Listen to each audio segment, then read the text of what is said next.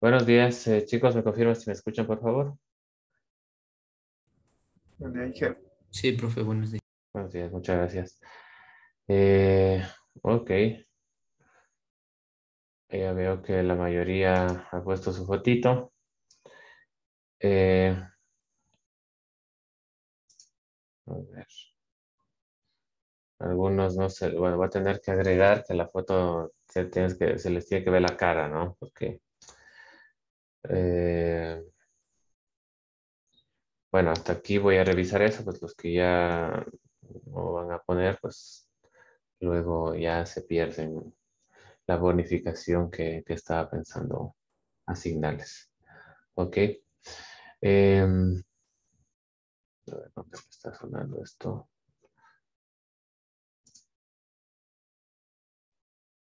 Listo, por ahí veo uno con mascarilla. Uno de ustedes que no se les ve los ojos. Sí, la idea es que se les reconozca, ¿ok? Bueno, dos con mascarilla. Ya, pues. ¿Qué más? Sigamos. Sigamos. No sé si tenían alguna inquietud con respecto a la clase anterior. ¿Sí? Estuvo bastante intensa, digamos, en cuanto a ejercicios. Eh, Creo que con eso ya terminamos. Sí, déjenme revisar. Presentación.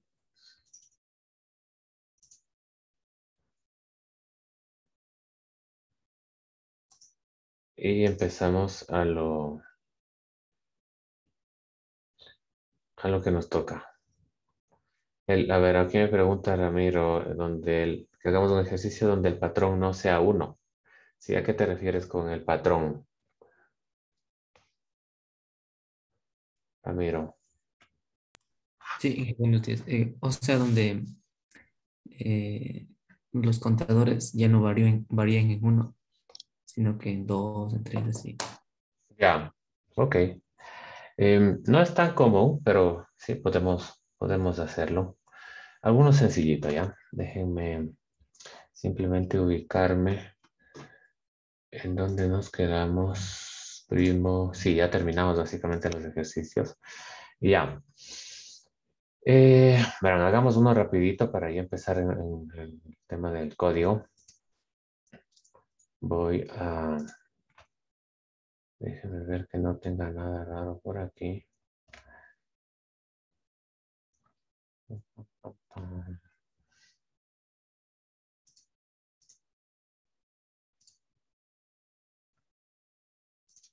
Ok. Voy a abrir el PCInt. PCInt. Ya, voy a abrir la parte de diagrama de flujo.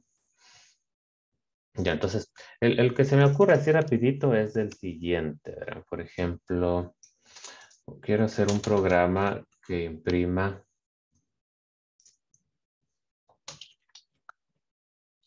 números pares, ¿no es cierto? Entonces, para resolver este problema hay un montón de posibilidades, ¿no es cierto? Entonces, déjenme ver, déjenme pensar. Ya, una de las cuales,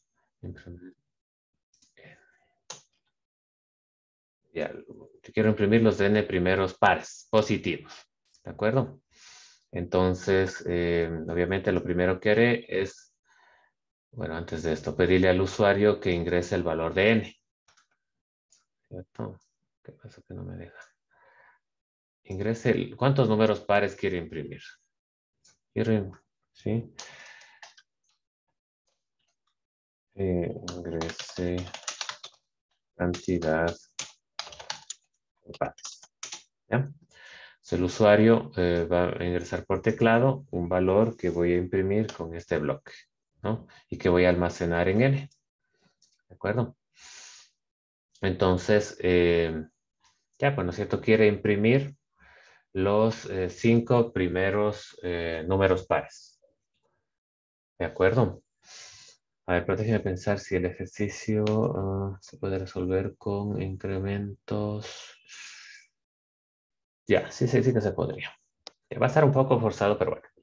Entonces, voy a necesitar un lazo for, ¿no es cierto? Que recorra desde 1 hasta n y que vaya imprimiendo los números pares en esa cantidad. ¿De acuerdo? Entonces, utilizo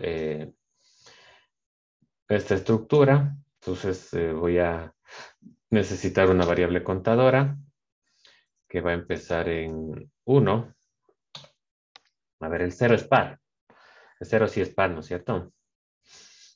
Entonces, quizás tenga que empezar en 0, ¿no es cierto? Termine en... Aquí sí, claro, para no confundirnos, quizás lo más fácil es ponernos un ejemplo, ¿no? Porque si no, es un poco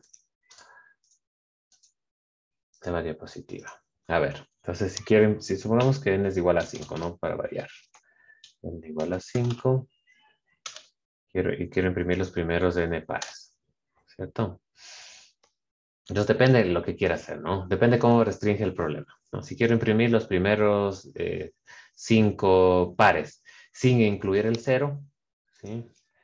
Bien, para simplificar el problema lo vamos a hacer. Imprimir los n primeros pares y, sin incluir el 0. Luego si quieren incluir el 0, pues también lo podemos hacer. Ya, n igual a 5, entonces, ¿qué tendría que imprimir mi programa? Debería imprimir el 2, el 4, el 6, el 8 y el 10. ¿De acuerdo? Ya, entonces mi contador iría desde 1 hasta 5, porque pues, esta es una forma de resolverlo, ¿no? Entonces ahí sí empezaríamos desde 1 hasta 5 con incrementos de 1. ¿De acuerdo? Sería la forma tradicional que se me ocurriría a mí resolver, para resolver, ¿no? Entonces en cada iteración, ¿qué voy a hacer? Bueno, no necesito ni siquiera hacer un cálculo, ¿sí? Bueno, no necesito el bloque de operaciones, sino el de impresión, ¿no? ¿Qué voy a imprimir? No voy a imprimir ningún texto, solo voy a imprimir los números pares y por lo tanto el valor de la variable i, ¿no es cierto?, multiplicada por 2. ¿Sí o no? Cuando i vale 1, voy a imprimir 2. Cuando i vale 2, voy a imprimir 4. ¿Sí? Cuando i vale 3, voy a imprimir 3 por 2, 6. Sí le ven, ¿no es cierto? Entonces estoy imprimiendo los pares utilizando el valor del contador y multiplicándole por 2. ¿No es cierto? Mando a ejecutar el programa, ingresa la cantidad de pares, 5, y me imprime 2, 4, 6, 8 días. ¿De acuerdo? ¿Preguntas hasta ahí? Ya. ¿Cómo resuelvo esto de otra manera? ¿Sí? Que incluye modificando el incremento del contador. ¿Sí? Por ejemplo, yo el contador ya no quiero que vaya de 1 en 1, sino de 2 en 2 eh, porque quiero imprimir el valor del contador, ¿no es cierto? No el valor del contador por 2, sino directamente el valor del contador. Entonces necesito que el contador vaya de 2 en 2, ¿no es cierto? Entonces, si quiero que vaya de 2 en 2 y empiece en 1, entonces el siguiente será 3, el siguiente será 5 y así. Entonces no me sirve que empiece en 1, ¿sí? Tendría que empezar en 0, ¿no? 0, 2, luego 4, 6, 8 y así sucesivamente, ¿no? Y entonces, ahora, no me sirve que termine en 5, porque solo imprimiría el 0, el 2 y el 4, sino que vaya del 0 al 10. ¿De acuerdo? Entonces, miren, este bloque de iteración va a empezar en 0, ¿no? Y va a valer 0, se va a imprimir 0. Luego se va a incrementar en 2, o sea, y va a valer 2, se va a imprimir 2. Luego se va a incrementar ese 2 en 2, o sea, va a valer 4, se va a imprimir el 4. Y así hasta 10. ¿De acuerdo? ¿Qué pasó aquí? Tengo que cerrar esto. Ah, no. Ahí está.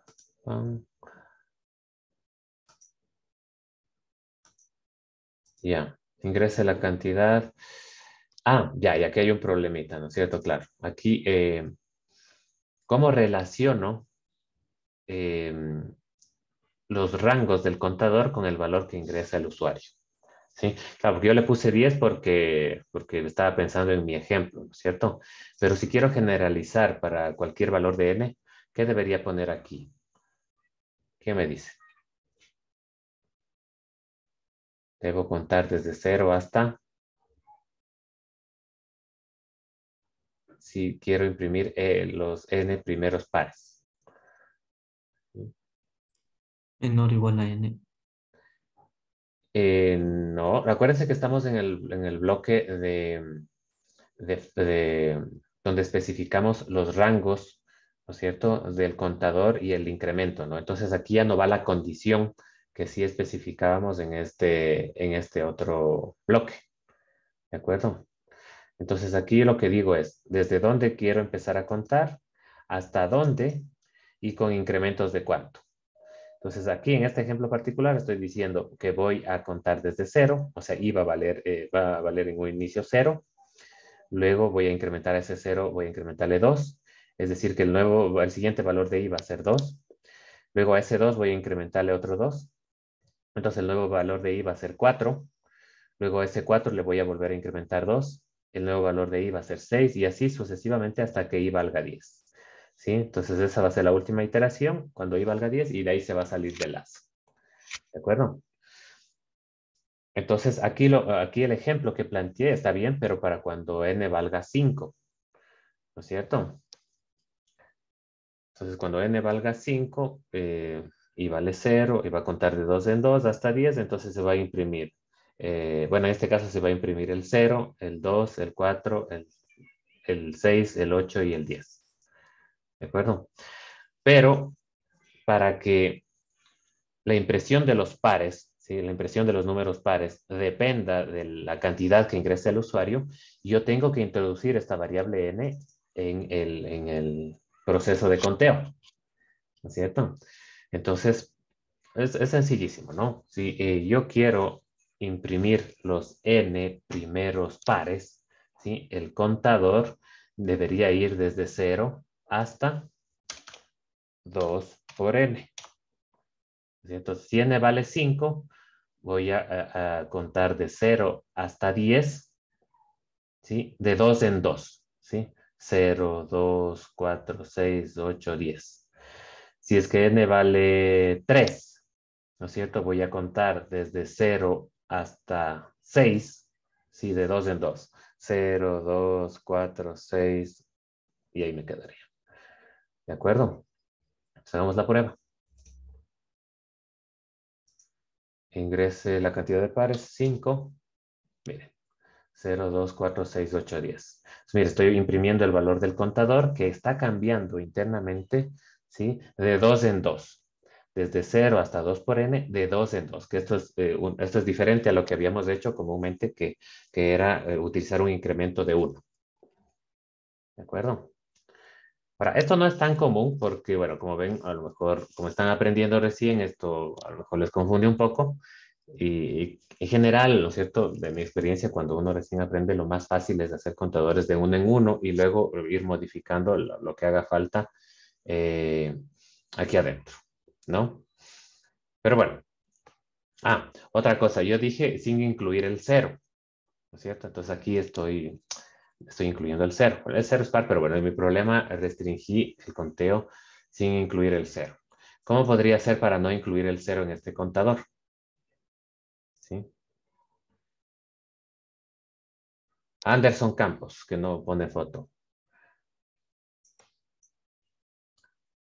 ¿Cómo haríamos para que en este bloque no se imprima el 0, eh, sino desde el 2, ¿no es cierto?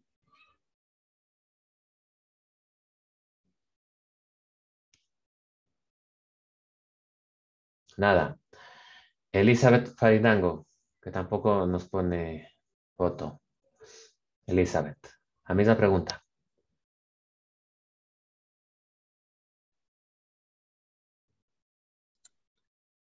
Inge, Sí, ahí te escucho. Sí me puede escuchar. Aunque sí tenía foto, pero no sé qué pasó. Ok, ¿Me puede repetir por si es la pregunta? ya. Al ejecutar este bloque, vemos que se imprime desde el 0, ¿cierto? 0, 2, 4, nuestro ejemplo hasta el 10. ¿Cómo hago para que no se imprima el 0? Porque en el planteamiento dijimos que no queremos empezar desde el 0. ¿Recuerdan? Sería aumentándole que n sea y sea mayor que 0 para que no imprima. No, verán que no estamos en el bloque en este bloque, miren, en este bloque, ¿dónde está? Este de aquí. En este bloque, lo voy a poner por acá para mostrarles. En este bloque es donde establecíamos la condición que debe cumplirse para que siga iterando, ¿no? Entonces ahí es donde poníamos i menor o igual que n, por ejemplo, lo que sea, ¿no? Entonces en este caso no estamos utilizando ese bloque. Sí que sirve también para iterar, pero es otra forma de hacerlo, ¿sí? En este caso estamos utilizando este bloque que lo que hace es evaluar el valor de i e ir cambiando ese valor desde el valor que le pongo aquí de inicio hasta el valor que le pongo acá de fin, con incrementos especificados por el valor que pongo en el medio.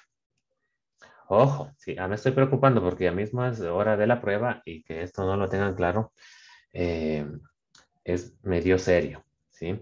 Porque si esto no lo tienen claro, pues obviamente cuando programemos, menos, ¿sí? Eh, a ver si me responde alguien. Johan Reyes, que nos deleita con una foto de un papel, creo aquí, ¿no? A ver, Johan, ¿estás ahí? ¿Qué será? Justo los que no me ponen foto, no me contestan.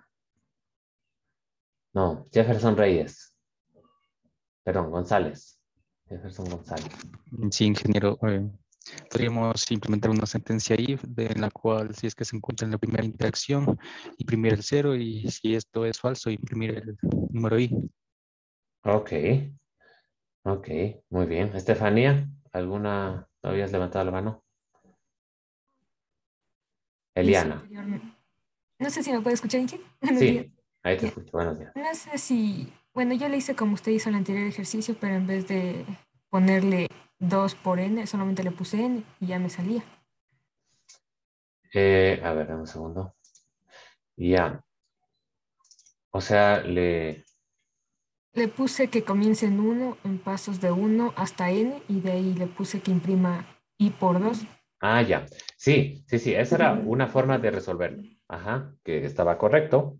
Sí, esa era una forma de resolverlo. Lo que pasa es que ahora lo estaba resolviendo de otra forma, porque uno de ustedes me pidió que resolviera un problema en el que el incremento del contador ya no vaya de uno en uno, sino por ejemplo, de dos en dos, ¿sí? Entonces, esta es otra forma de resolver el problema, ¿sí? Que adicional a la que ya planteé al inicio, ¿de acuerdo?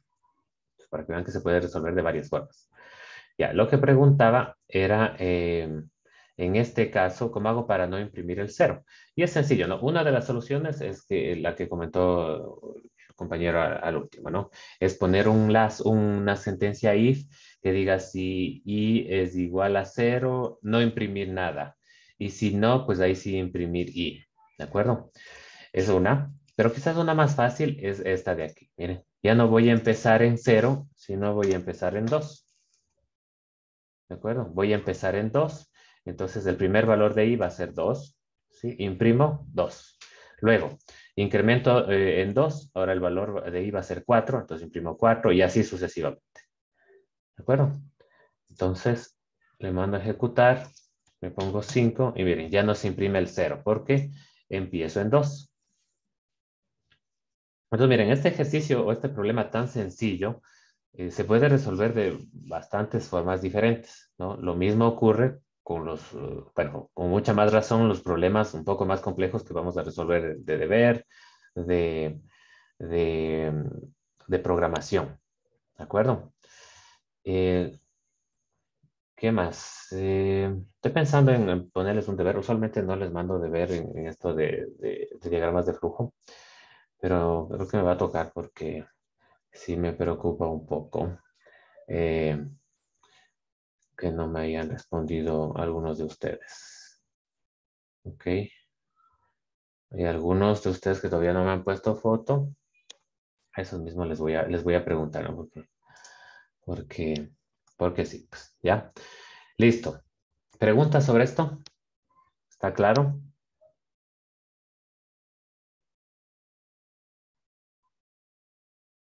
¿Sí? Entonces, mira, en la prueba, pues fácilmente puedo plantearles este mismo problema, pero ya no quiero imprimir los pares, sino los múltiplos de 3. ¿De acuerdo? Entonces ahí ya cambian, no tanto, pero la lógica es básicamente la misma, ¿sí? Eh, pero como, por ejemplo, si quisiera que imprimir los múltiplos de 3, por ejemplo, empezaría en 3, ¿no? Con incrementos de 3 e imprimiría hasta 3 por n, ¿cierto? Así sería. Lo mismo, ¿no? ¿Ok?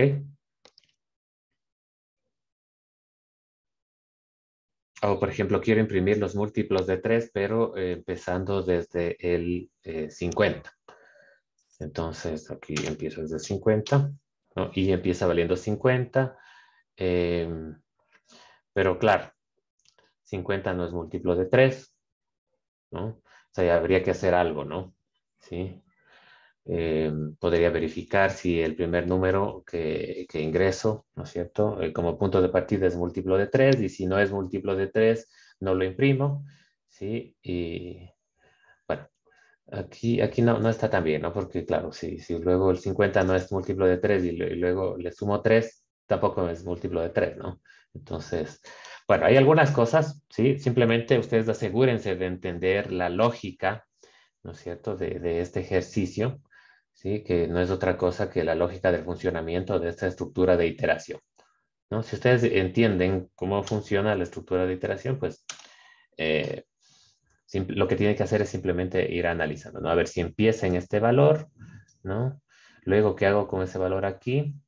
¿Cuál va a ser el siguiente valor de i? ¿Sí? De acuerdo al incremento que está planteado acá, ¿sí? Y hasta cuándo voy a hacer esas iteraciones, lo que está definido por este último valor, ¿sí? Entonces, eso, chicos. ¿Preguntas? ¿Nada? Ok. Entonces, continuemos con lo último de la presentación. Ya cerrado. Presentaciones. Capítulo. ¿Era cuál es? Debe ser este. Ah, no. Capítulo 1 todavía. Capítulo 1. Ya. Listo. Entonces, para terminar, simplemente vamos a hablar de lo que es un IDE y lo que es un IDE. Sí, básicamente con eso ya terminamos. ¿Ok? Un IDE es un programa que ofrece herramientas para el programador, ¿sí? Porque ustedes, pues, programar, podrían hacerlo en un archivo de texto, ¿no es cierto? Abren un notepad y empiezan a programar, ¿sí? Empiezan a escribir las sentencias, los comandos que ustedes van aprendiendo y ya está. Luego lo pueden compilar, ¿sí? Luego lo necesitan ejecutar. Pero miren, ya van viendo algunas tareas, ¿sí? ¿Qué necesitan en principio para programar? ¿Sí? Lo primero que necesitan es un editor, ¿sí? Como dije, pueden utilizar cualquier editor, ¿no? Y empezar a programar. Pero luego, cuando ya tienen el programa, necesitan compilarlo, ¿sí? Y luego de compilarlo, necesitan ejecutarlo, ¿sí? Y una vez que lo ejecutan, pues necesitan también corregir errores, ¿no? Entonces, para todo eso existe un entorno de desarrollo, ¿sí? Un IDE, un Integrated Development Environment, ¿ya? Que no es otra cosa que una aplicación, que un programa que ofrece todas estas herramientas juntas, ¿no? Para facilitar o para ayudarles a programar. ¿Ya? ¿Sí? Entonces, les ofrece en primera instancia un editor de código fuente, ¿no es cierto? Un espacio de trabajo donde van a digitar el código, ¿sí? Además de ese editor, tiene marcador de sintaxis, ¿sí?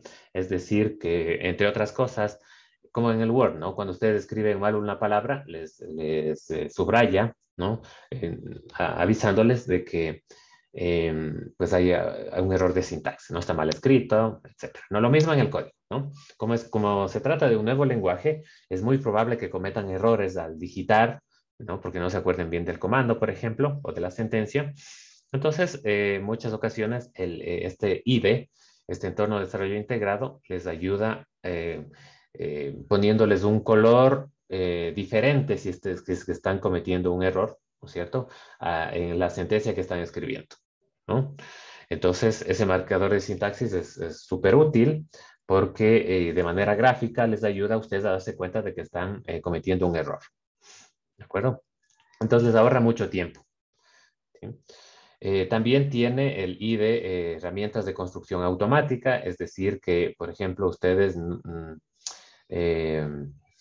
muchas veces no necesitan escribir la sentencia completa, ¿sí? Sino que la herramienta, que el IDE, les ayuda a autocompletar la sentencia.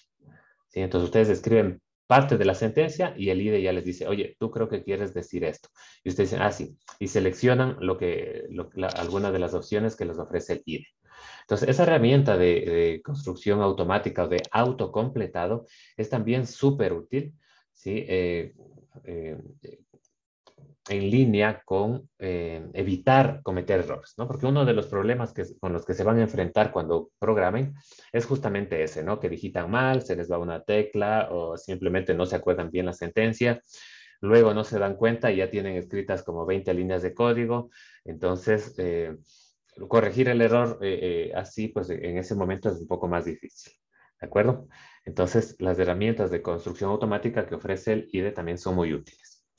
Y finalmente, un depurador o debugger, que es asimismo una herramienta que, entre otras cosas, les ayuda a identificar y corregir los errores que han cometido. ¿Sí? Una vez que ejecutan, una vez que compilan el código que ustedes han creado, las herramientas del IDE les permite a ustedes identificar el error, ¿no? El compilador les dice, oye, en esta línea hay un error, por ejemplo, ¿no?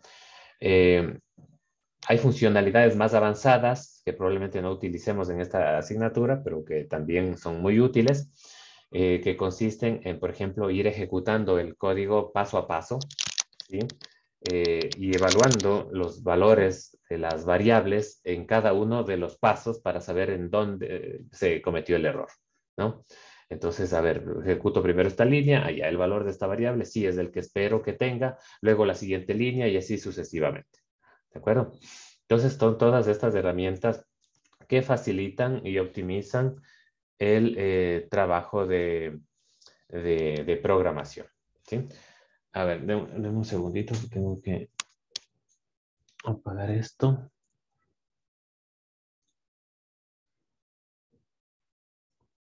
Ok, ahora sí. Entonces, hay IDEs populares que muchos de ustedes utilizarán, ¿sí? Seguramente con más probabilidad quienes siguen telecomunicaciones y TI, porque entiendo que tienen una programación, una materia de programación avanzada luego, ¿sí? Utilizarán, por ejemplo, Eclipse o NetBeans, seguramente, ¿sí? Para programación orientada a objetos. Pero nosotros en esta asignatura utilizaremos una herramienta que se conoce como CodeBlocks. Se llama CodeBlocks. ¿De acuerdo? Entonces, les voy a pedir que instalen CodeBlocks, ¿no es cierto?, en sus computadoras. Es fundamental que lo tengan instalado. No, en cursos anteriores no había puesto tanto énfasis en especificar esto, porque también les había dado otras opciones, ¿no? O sea, este CodeBlocks lo instalan en su computadora pero también en Internet hay IDEs en línea, ¿no es cierto? Que les permite programar simplemente teniendo a la mano su navegador, ¿no? Abren el navegador y ya tienen el IDE, ¿sí? Si bien es cierto, es una solución, ¿sí? El problema de esos IDEs es que suelen tener ciertas limitaciones, ¿no? Algunas cosas no funcionan bien. A veces yo he probado, ¿no? Y estoy programando y mando a compilar y ejecutar y no se compila y no se ejecuta. Y luego le mando nuevamente, entonces me toca abrir otra vez otra pestaña del navegador o copiar el código. Entonces no es tan fiable, ¿de acuerdo? Por alguna razón, algunos de ustedes no consiguen, incluso hasta el final de la asignatura, instalar CodeBlocks. No sé por qué, seguramente. Bueno, estas herramientas, como son herramientas de programación, pues tienen sus particularidades, ¿no? Y si ustedes tienen una computadora un poco antigua y en la que está instalado un montón de cosas, ¿sí? Podría ser que tengan algún inconveniente, ¿no? Porque recuerden que aquí estamos cogiendo código y compilándolo. Entonces, en el proceso de instalación del CodeBlock se van a instalar también algunas herramientas, ¿no es cierto? Que a lo mejor entran en conflicto con lo que ya tienen instalado. Entonces, claro, si tienen un entorno limpio, ¿no es cierto? Donde no tengan tantas cosas instaladas, ¿no? Pues es lo más recomendable. Eso. Entonces, lo que vamos a hacer es, si quieren, déjenme abrir una ventana aquí. Nueva ventana. Nueva pestaña. ¿Ok? Y van a descargarse el CodeBlocks. Buscamos CodeBlocks. ¿Cierto? Y me voy aquí pues, directamente a Downloads. Miren, este CodeBlocks no solo nos permite programar en C, sino también en otros lenguajes como C++, básicamente, ¿no? Pero bueno, para programar en C++, en Java, seguramente utilizarán otros IDEs más completos que les recomendarán en las siguientes asignaturas, ¿no? Entonces me voy a Downloads y aquí, ¿qué descargamos? Download, ¿cuál será? Source code no, source code más bien no, binario, ¿sí? Binarios, el primer link. Y aquí escogen el sistema operativo bueno, para Mac me parece que, bueno, aquí dice que sí funciona para Mac, pero luego, oh, parece que sí hay para Mac también. Bueno, Windows XP Vista 7, 8, 10. Le dan clic ahí. Ya, ¿y ahora cuál se descargan? CodeBlocks. Ya, se van a descargar este de aquí. ¿Sí? El CodeBlocks 20, que incluye también el MinGW. ¿Sí? El MinGW es la herramienta de compilación, es el compilador. ¿De acuerdo? Entonces, ojo con esto, porque si no se instalan si se instalan, por ejemplo, el de acá, les va a tocar bajarse aparte el compilador, ¿no? Y esto ya es un paso adicional, que no es complicado, pero bueno, ya es tiempo que tiene que dedicarle, ¿no? Entonces, bájense el CodeBlocks 20.0.03 Minge, no, pero el setup, este de aquí, ¿de acuerdo? Es más fácil de instalar, ¿ok? Se descargan de cualquiera de estos repositorios y lo instalan, ¿no? La instalación es, pues, básicamente el siguiente, ¿no? Eh, a ver, ¿de dónde voy a descargar el SourceForge? Y aquí le dan, bueno, automáticamente se empieza a descargar ya mismo, ¿no? Se descarga. Ujú. Y bueno, lo instalo. ¿De acuerdo? Espero que todos puedan tener el CodeBlocks instalado la siguiente clase. Bueno, no creo que lo vamos a utilizar todavía, pero ya instálenlo, ¿ya? Porque, bueno, primero vamos a revisar algunos conceptos. Ok, ahí le estoy abriendo. Listo, avancemos en el siguiente capítulo. ¿De acuerdo? Listo. Entonces, este capítulo ya tiene que ver con la introducción a la programación en C. Entonces, vamos a ver básicamente las estructuras algorítmicas, ¿no es cierto?, que estudiamos en el capítulo anterior, pero vamos a estudiar su implementación en código utilizando el lenguaje C, ¿sí? Cómo implementar, no sé, la impresión en pantalla, cómo implementar la lectura de datos a través del usuario a través del teclado, cómo implementar la estructura de selección o de decisión, la estructura de iteración, o las estructuras de iteración que estudiamos hace el capítulo pasado. ¿De acuerdo? Entonces, aquí tenemos pues un pequeño índice. Vamos a hablar de identificadores, ¿no es cierto? Cómo poner nombres a variables, a funciones, ¿sí? A constantes, ¿sí? ¿Qué es una expresión? Aunque ya lo comentamos también previamente. ¿Sí? Operadores aritméticos, relacionales lógicos que vamos a necesitar eh, para hacer operaciones, ¿no es cierto? Aritméticas, relacionales y lógicas, ¿sí? Y finalmente, sentencias, ¿no es cierto? Iterativas, sentencias de selección, etcétera, ¿no? Bueno, aquí estos printf y scanf son las sentencias que se utilizan para entrada y salida de datos, ¿no? Para imprimir un mensaje en pantalla y scanf para leer un dato desde el teclado por parte del usuario, ¿sí? Entonces, ¿qué tenemos aquí? Lo primero, identificadores, ¿no? Un identificador, pues, no es otra cosa que un nombre, ¿sí? Que le ponemos a una entidad en un programa, ¿sí? Por ejemplo, lo que más comúnmente vamos a ver en un programa son variables, ¿sí? Entonces, vamos a tener que ponerle nombres a esas variables.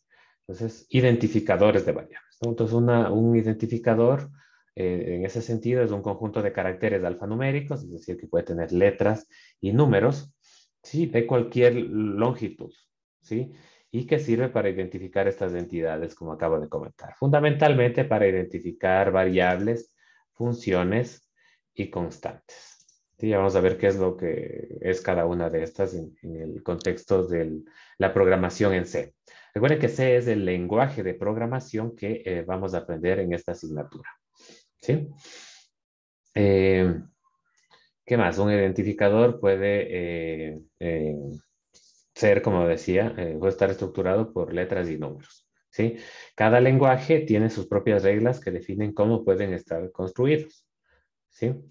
Entonces, habrá lenguajes que no permiten ciertos caracteres especiales, como por ejemplo en C, los únicos caracteres especiales, a ver si no me recuerdo mal, el único carácter especial permitido es el guión bajo.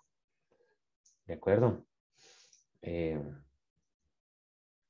Otra restricción podría ser que nuestros nombres de variables o los identificadores no pueden empezar con números. O sea, pueden tener números, pero no al inicio.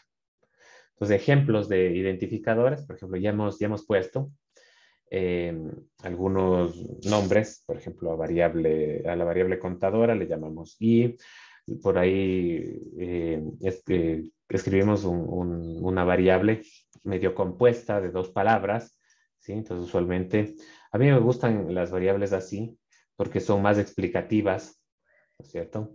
Entonces, si ustedes quieren poner el nombre a una variable, mi recomendación es que el nombre que le ponen esté relacionado con el contenido de esa variable, ¿sí? Con la utilidad que le dan a esa entidad. ¿De acuerdo? Entonces podemos tener combinaciones de palabras, siempre y cuando no estén separadas por un espacio, siempre pegaditas, ¿no es cierto? Y si quiero poder identificar las dos palabras, pues lo que hago es poner a cada palabra la primera letra con mayúscula. Y así es más fácil de leer, ¿no? Puedo también ponerle números, ¿sí? Puedo empezar con el guión bajo, aunque no es lo más recomendable. O puedo también poner el guión bajo en el medio del nombre del identificador. ¿De acuerdo? Eso con respecto a los identificadores, no creo que haya más comentario que hacer que el siguiente, ¿no? Que no podemos utilizar como identificador palabras clave del lenguaje que estemos utilizando, ¿sí? Porque obviamente esas palabras ya están reservadas, ¿no? Y que son básicamente las sentencias del lenguaje. Entonces aquí tenemos algunas sentencias del lenguaje C, como por ejemplo la sentencia for, que me sirve para construir una estructura de iteración, ¿cierto? Para construir un lazo. Entonces, obviamente no puedo llamarle a una variable for porque el compilador se va a confundir. ¿Sí? Si yo pongo a la variable un nombre for, el compilador va a pensar que estoy haciendo referencia a la sentencia for para iteraciones. ¿De acuerdo? Simplemente por eso. Entonces, hay palabras clave que son las que están aquí y que no deberían utilizarlas para nombrar variables o funciones, ¿no? En general, para construir identificadores. ¿De acuerdo? Bueno, aquí se detalla algunas de las palabras clave. No voy a detenerme aquí porque ya vamos a estudiar cada una de ellas más adelante, ¿no? Así que como el tiempo siempre es escaso, no me voy a detener aquí, pero ustedes sí que échenle un vistazo a los nombres por si algún rato se les ocurre crear una variable con el mismo nombre de estas palabras clave. ¿Sí? Listo. ¿Qué es una variable? ¿Sí? Una variable como, digamos que en matemáticas, ¿no es cierto? Comúnmente nos sirve para almacenar un valor, ¿cierto? Un valor que posiblemente va a cambiar en el transcurso del tiempo, ¿no? Por eso se llama variable, ¿sí? Entonces, en C y en general en programación, una variable es un identificador, ¿sí? ¿Sí? De un espacio de memoria reservado para almacenar un valor. ¿Sí? Entonces, por ejemplo, ustedes acuérdense de la típica variable i que nosotros utilizamos para asignar para contar, ¿no es cierto? Como contadora. Dicho sea de paso, no es obligación que siempre le pongan i a la variable contadora, sino que es una costumbre que hace que cuando ven por ahí una i o una j, digan, ah, esta seguramente es para contar, ¿ya? Pero pueden ponerle cualquier nombre, ¿no? Entonces, una variable, como digo, sirve para identificar un espacio en memoria reservado para almacenar un valor. Entonces, la i que nos sirve para contar, ¿no es cierto? Representa o identifica un espacio en memoria en donde se va a almacenar el valor de conteo. ¿De acuerdo? Entonces, cuando decimos i almacena este valor, estrictamente no es tan correcto. ¿De acuerdo? Y es una representación del espacio en memoria donde se almacena un valor, ¿no? Pero bueno, tampoco es tan grave decir y almacena este valor, ¿no? Así que no vamos a ser tan estrictos, ¿no? Pero ustedes ya saben qué es lo que pasa por detrás, ¿no? Nosotros tenemos espacios en memoria, ¿sí? Que están, digamos, de alguna manera etiquetados por una variable, ¿sí? Cuando queremos utilizar esos espacios de memoria. Y cuando queremos referirnos al valor almacenado en esos espacios de memoria, pues utilizamos el nombre de la variable con la que se ha etiquetado ese espacio. ¿De acuerdo? Una variable almacena un único valor a la vez, ¿sí? Y es importante cuando vamos a utilizar una variable, el proceso de declaración. ¿De acuerdo? Una variable tiene que ser declarada, ¿sí? Para poder ser utilizada, ¿sí? ¿Y qué es declarar una variable? Pues declarar una variable no es más que, o sea, es una forma de presentarle la variable al compilador y decirle, oye, voy a utilizar esta variable que va a ser de este tipo, ¿sí? Y posiblemente, pues podría decirle también, y va a tener este valor inicial. ¿De acuerdo? ¿Por qué es importante declarar una variable? Y comúnmente se lo hace al inicio del programa, ¿no? En la cabecera del código.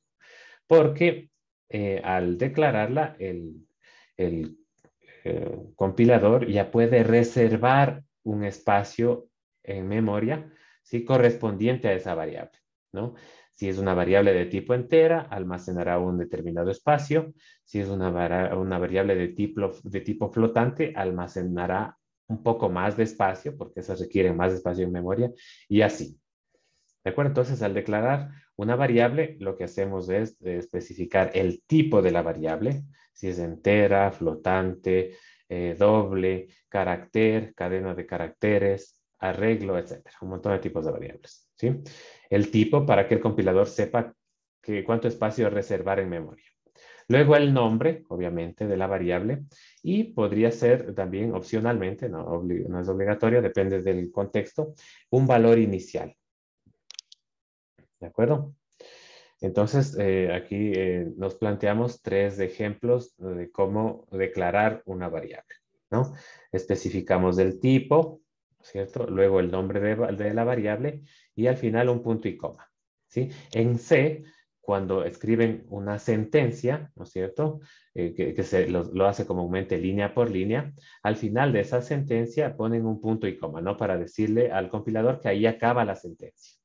Entonces, en general, cada línea de código del programa terminará en un punto y coma.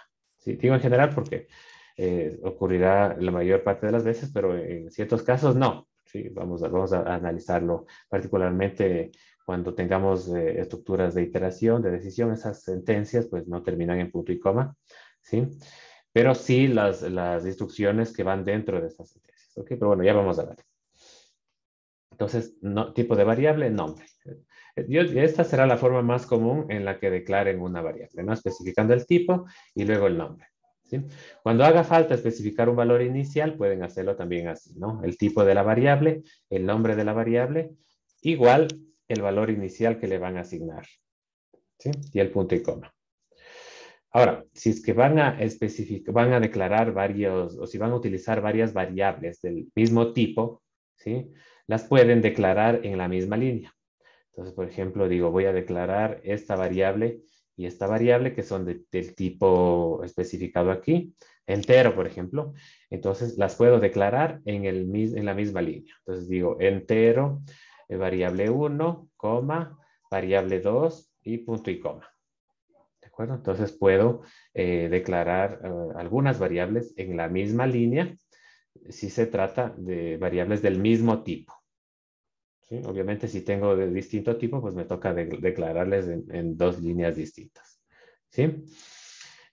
También en programación, ustedes pueden especificar comentarios, ¿sí? En C, utilizando, por ejemplo, estos caracteres, ¿no?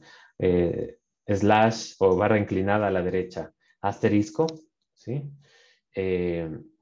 Para el comentario multilínea. ¿Sí? Veamos si ya se me abrió el CodeBlocks. Sí, ya se me abrió. Voy a abrir un nuevo proyecto. Esto, si quieren, lo vemos también en la siguiente clase. Ya les explico qué hacer. Aquí escojo el lenguaje C. Test. ¿Esto dónde voy a guardar?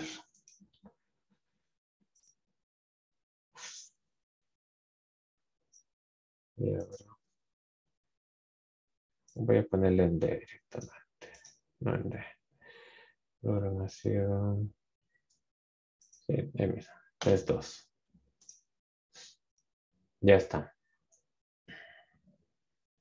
Me van a sobreescribir. Sí, sobreescribir. Y aquí está el código fuente, el editor de texto, ¿no? Esto, digamos que es una plantilla de inicio, ¿ok? Y bueno, ya vamos a explicarles luego qué significan cada una de estas sentencias. Lo que quiero explicarles es lo del comentario, ¿no?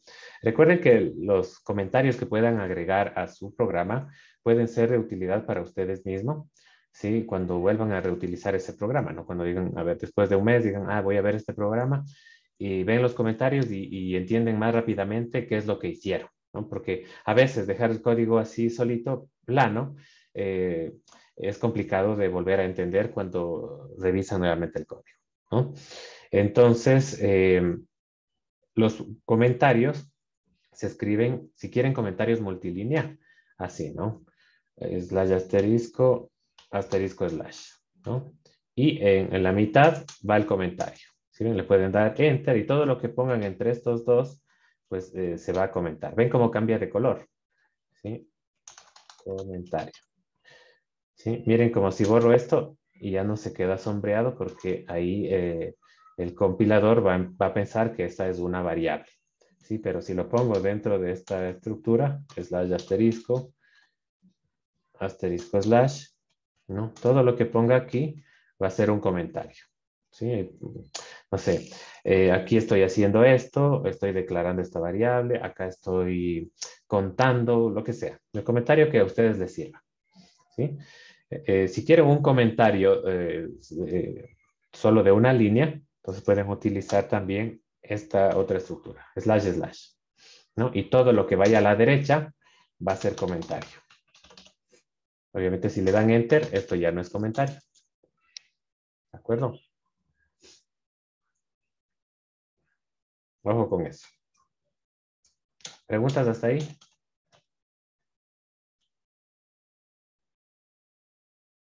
¿Nada?